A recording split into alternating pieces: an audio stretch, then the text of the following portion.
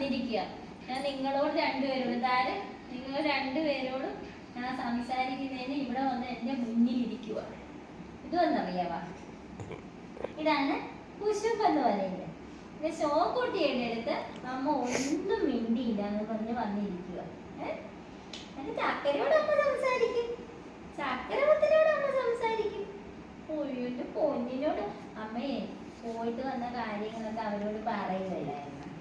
അതുകൊണ്ടല്ലേ കുഞ്ഞിനേക്കാളും വലിയ ഇമ്പോർട്ടൻസോ ഒന്നും അവർക്ക് കൊടുക്കത്തില്ല. അമ്മ കൊടുക്കത്തില്ല. മോളോട് പറഞ്ഞിട്ടേ അമ്മ എല്ലാം അവരോട് പറയുന്നത്. പക്ഷെ ഇങ്ങനത്തെ സാമ്പത്തിക കാര്യങ്ങളൊക്കെ പറഞ്ഞാൽ മനസ്സിലാവോ? ഈ ഗൗരി ചേച്ചിയുടെ കോളേജ് കാര്യം, താര ചേച്ചിയുടെ കോളേജ് കാര്യം, അതൊക്കെയല്ല അമ്മ പറഞ്ഞത്. അതൊക്കെ കുഞ്ഞിന് മനസ്സിലാവോ? അതുകൊണ്ടല്ലേ കുഞ്ഞിനോട് പറയാന്. ഗൗരിയോട് താരയുടെ എപ്പോ സംസാരിക്കാൻ തുടങ്ങിയാലും ഉടനെ ഓടി വന്നിരിക്കും. നമ്മളിവിടെ സീരിയസ് ആയിട്ട് എന്ത് ചർച്ച നടത്തിയാലും ഒരാൾ വന്ന് ഇങ്ങനെ ഇരിക്കും. നമുക്കൊരു ഉമ്മ തന്നെ, ഒരു ഉമ്മ തന്നെ